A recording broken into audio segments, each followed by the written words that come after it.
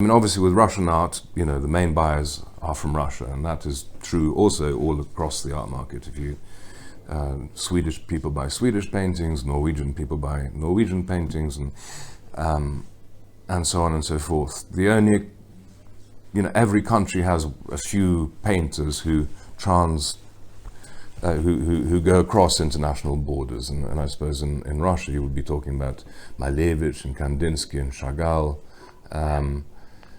To a certain extent now Goncharova has joined that list, you know, where it might not be Russians buying, it might be people from all over the world. But when you're talking about 19th century classics like Shishkin or Levitan or Makovsky or someone like that, obviously Russians are going to pay much more than anyone else. And so those things more or less exclusively go to Russians. Chinese collectors tend to buy their own, with some notable exceptions. In terms of emerging artists, I found that the Chinese diaspora reacts more to accomplishments. In other words, if your artist is in the British Museum, like one of mine is, that makes a huge difference. If they're just emerging, they're going to wait and see what happens first. In terms of the Georgian diaspora, it's incredibly supportive of their own, incredibly supportive of any Georgian artist. I have had so much love actually poured into my website, because I represented Levan Magidze and Mamuka Debashvili. It's an incredibly supportive community. 70-80% are Russian of the buyers.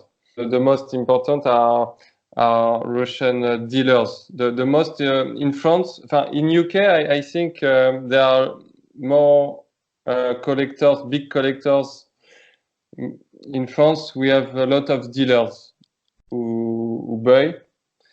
But a few collectors, not the most important in the world. For example, when I work in Christie's, I know that the billionaires of the Russian billionaires buy a lot, and in France they don't buy a lot.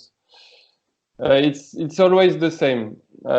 For 10 years I work in the Russian art. It's always the same. The Russian market is limited by the Russian buyers. I think that this is the main reason. If you're talking about impressionist, let's say art, it appeals to all sorts of buyers from all over the world. If you're talking about British art, even about Greek art, it appeals actually to more people than Russian paintings. In 2015, we almost lost all of our Ukrainian buyers. They're slowly, because the prices dropped, they're slowly being replaced by even English buyers, Chinese buyers. The percentage of Russians is virtually zero.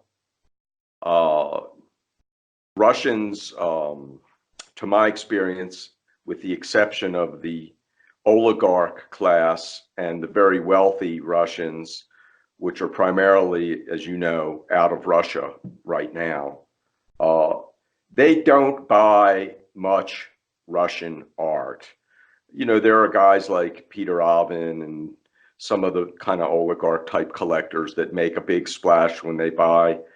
Abramovich, you know, he bought some Kabakovs for a lot of money, and you know, Peter Avin, I know, has a very substantial collection. But outside of those examples, Russian art buyers are buying Warhols and Koons and whatever the name brand of the most popular and most expensive international artists are. Нет, моими основными покупателями сегодня являются англичане и американцы.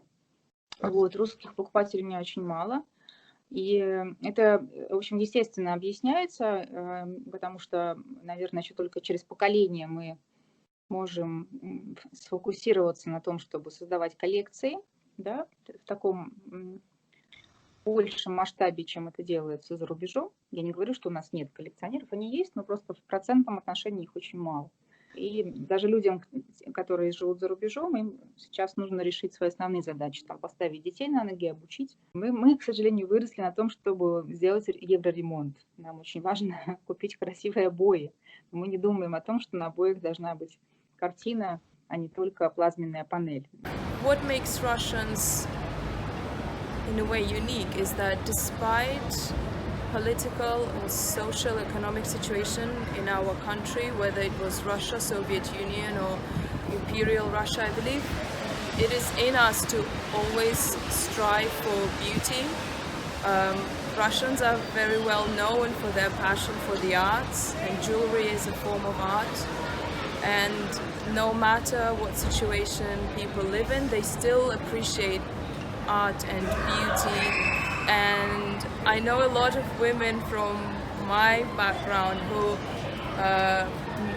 always wanted to look beautiful, and even if they couldn't afford big diamonds or fine jewelry or high jewelry, they would still make an effort to invest into fashion pieces or costume jewelry.